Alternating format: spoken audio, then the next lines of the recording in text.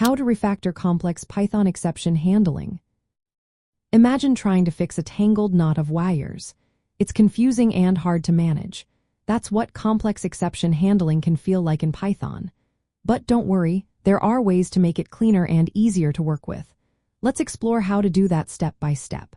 First, keep your try blocks small and focused. Only put the code that might raise an exception inside them. This way, you know exactly what part of your code is causing trouble. Second, avoid catching all exceptions with a broad exception class like exception. Instead, catch specific exceptions like value error or key error.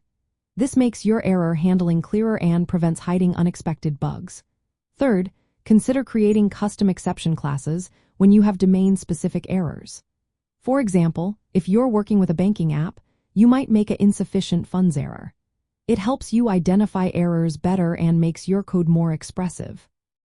Fourth, don't wrap large chunks of code in try-except blocks. Instead, only surround the risky parts. This keeps your code clean and makes bugs easier to find. Fifth, raise exceptions early when you detect a problem. Use the raise statement with a helpful message. This fail-fast approach stops errors from spreading and makes debugging simpler. Sixth, when you catch an exception and want to raise a new one, use the from keyword. It keeps the traceback chain intact, so you see the full error history. Seventh, always clean up resources like files or network connections. Use finally blocks or context managers with the with statement. They ensure resources are released properly, no matter what happens. Eighth, log your exceptions with a logging library. This way, you keep a record of errors for later analysis without crashing your program. Ninth, craft clear and helpful error messages. Instead of vague messages, tell users what went wrong and how to fix it. For example, say, invalid input, please enter a number instead of just error. Here's a simple example to show these ideas in action. Suppose you want to calculate the square of a number but want to handle errors gracefully.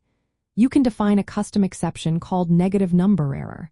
Then, check if the number is negative and raise this error with a message. When you get input from the user, catch value error if they don't enter a number, and catch your custom error if the number is negative. Show clear messages for each case. This way, your code is easier to read, maintain, and debug. Following these steps helps you turn a messy, complex exception handling setup into a clean, understandable system. It makes your code more reliable and easier to troubleshoot. Remember, simple and precise error handling is always better than a tangled mess of try-except blocks.